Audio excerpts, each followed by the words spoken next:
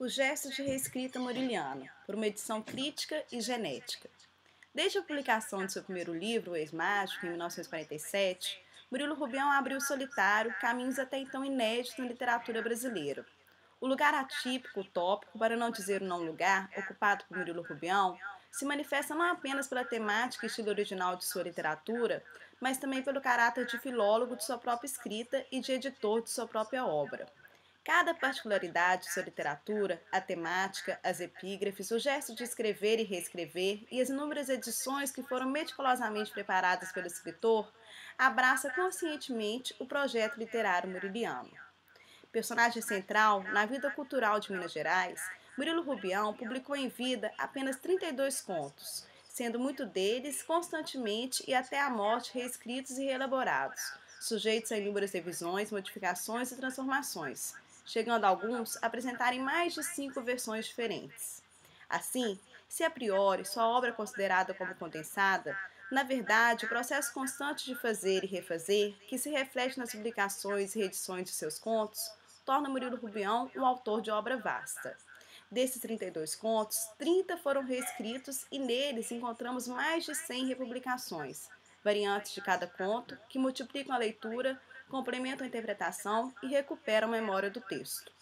Distribuído em 7 volumes e várias reedições, os contos publicados em vida pelo escritor e a organização feita por ele obedecem a um projeto literário consciente, de constante revisão, de repetição temática e, segundo Rubião, contendo apenas 3 livros.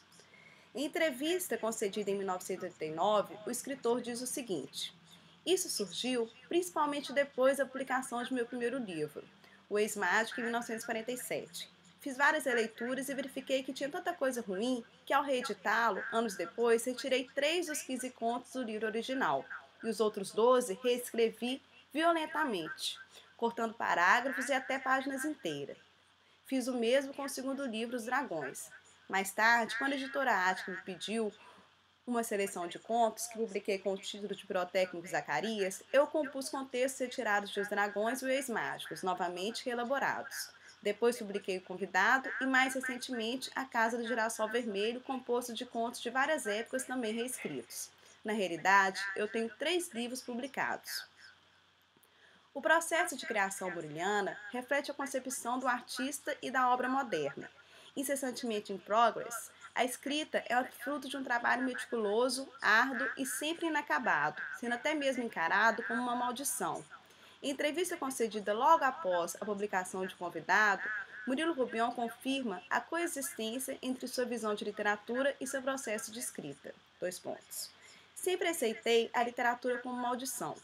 Poucos momentos de real satisfação ela me deu. Somente quando estou criando uma história sinto prazer. A literatura é feita com muito esforço, muito mais esforço do que talento. É brigar com a palavra todo dia, é revirar a história, elaborar e reelaborar, ir para frente e voltar, enfim. Mesmo numa obra reduzida, é preciso enorme capacidade de trabalho e tremenda pertinácia. Fazer literatura é quase um trabalho braçal. Murilo Rubião, filólogo de sua própria escrita, exerceu nela a arte da equidótica, na procura de aperfeiçoá-la, corrigindo erros, tentando buscar em cada nova edição o texto perfeito. Assim, ao se deparar com as novas edições publicadas pelo escritor, o crítico genético não pretende fazer uma crítica reconstitutiva, trabalho feito pela crítica textual. Não é preciso restituir a forma genuína do texto. Este trabalho já foi feito por Murilo até a sua morte. É no gesto de reescritura muriliana e no seu projeto literário deliberado que encontramos temas carísticos não só à estilística, mas também à crítica genética. A extensa constelação de variantes presente em cada nova edição de seus contos, e sem esquecer o arquivo de Murilo Rubião, fundo que contém mais de 9.000 documentos compostos de manuscritos, datiloscritos, correspondências, fotografias e críticas sobre sua obra, são objetos de que dispõe o pesquisador. Além de delinear a trajetória literária do escritor, permitem elucidar os mecanismos de produção e os procedimentos que permitiram o surgimento da obra. O arquivo e a multiplicidade de seu texto possibilitam a elaboração de um aparato crítico e genético que se concretiza e é materializado a partir de uma edição crítica genética e, mais especificamente, de uma edição crítica e genética elaborada pela coleção Archivos, dirigida pelo Centro de Recherche Latino-Americano. Ligado à equipe ITEM, Institut de Tests et Manuscrits, o Centro de Recherche Latino-Americano, situado na Universidade de Poitiers, além de abrigar os fundos de inúmeros escritores intelectuais latino-americanos, como Júlio Cortázar, Juan Emar, Rufino Blanco Famona, também coordena cientificamente e editorialmente a coleção Archivos, responsável pelas edições críticas e genéticas de obras maiores da literatura latino-americana. No que se refere à literatura brasileira, vale citar as edições de Macunaíma, de Mário de Andrade, A Paixão Segundo o GH, de Clarice Lispector, Crônica da Casa Assassinada, de Lúcio Cardoso, Triste Fim de Policarpo Quaresma, de Lima Barreto, Casa Grande Senzala, de Gilberto Freire e Libertinagem Estrela da Manhã, de Manuel Bandeira. A coleção Archivos tem 3 interesses prioritários: o textual, o contextual e o comparatista. Seu objetivo é estabelecer os textos finais com todas as suas variantes, histórias evolutivas e gênese. Dessa forma, a maioria de suas edições obedece um único projeto editorial em que figura recorrentemente o mesmo formato, apresentando os seguintes capítulos.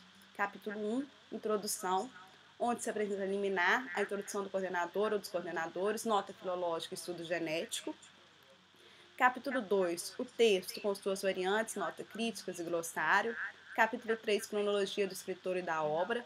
Capítulo 4, história do texto, onde encontramos textos que tratam da gênese e das circunstâncias que levaram à produção da obra. Capítulo 5, leitura dos textos, onde aparecem os principais textos que tratam da recepção crítica da obra. Capítulo 6, dossiê, que apresenta também a recepção crítica do autor, assim como material genético, correspondências, manuscritos, facsímiles e documentos iconográficos e bibliografia. Desculpa, estou um pouco gripada.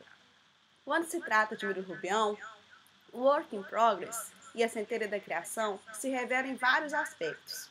Além da persona de escritor obstinada em relação ao inerente refazer e refazer de seus contos, o arquivo e a obra deixados pelo autor permite a elaboração da sua gênese e, mais especificamente, de uma edição crítica e genética.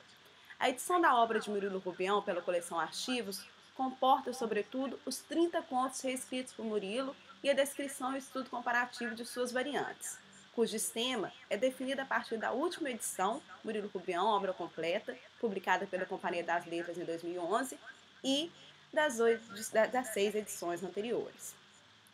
Uma leitura desatenciosa das republicações de seus contos não revela de imediato a importância dessas modificações. Apesar de não modificarem a íntegra das histórias e de não serem condição para a apreensão de sua obra, o estudo das variantes pode oferecer caminhos e pistas diversos para a leitura e compreensão da obra do escritor.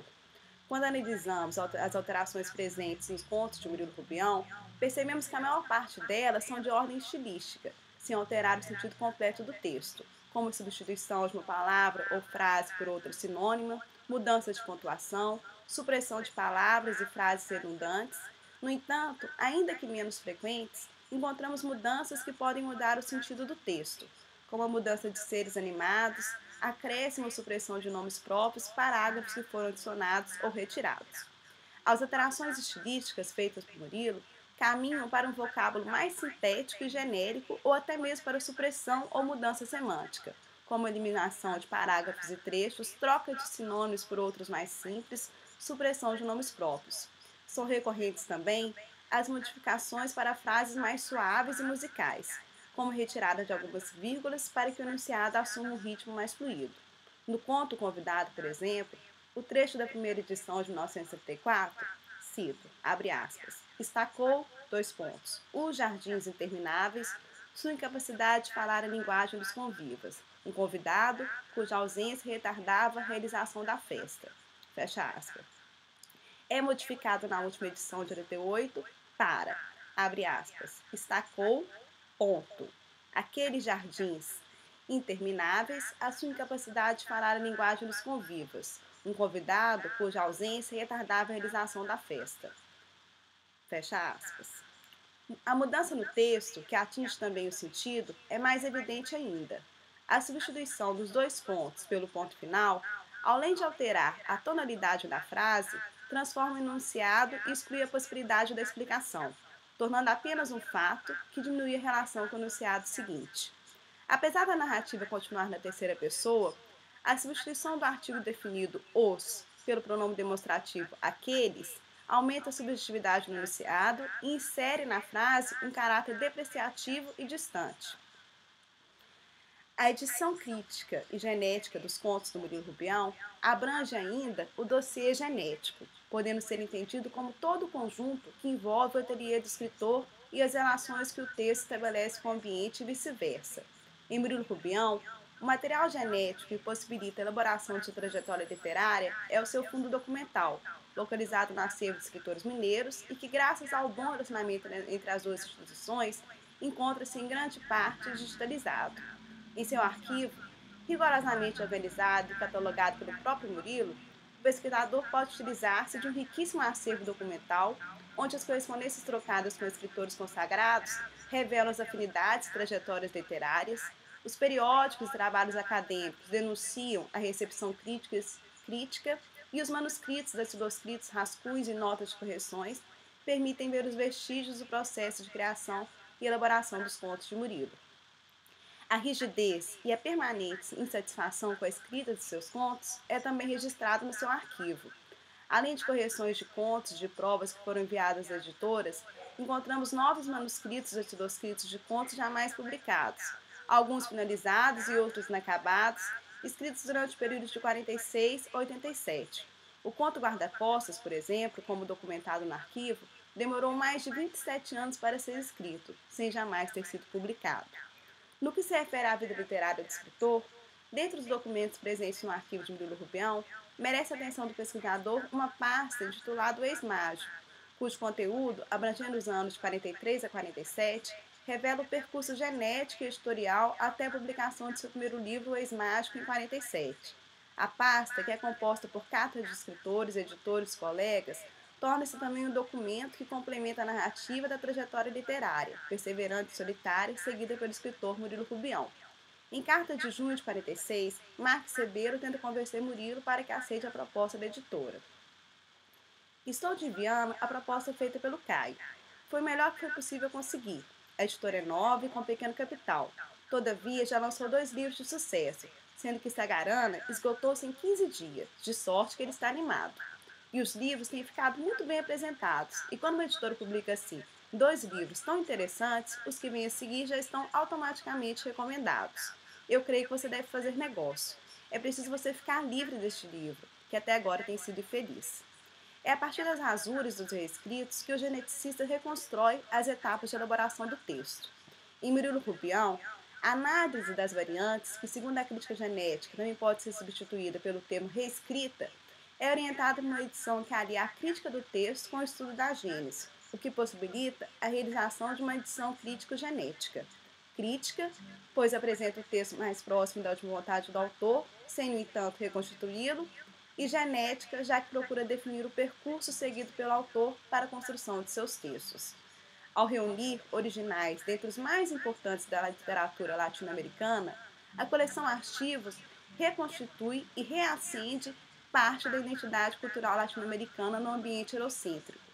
Uma edição crítica e genética dos contos de Murilo Rubião possibilita reafirmar, com propriedade e rigor, a presença e devida consagração do escritor no panorama literário latino-americano.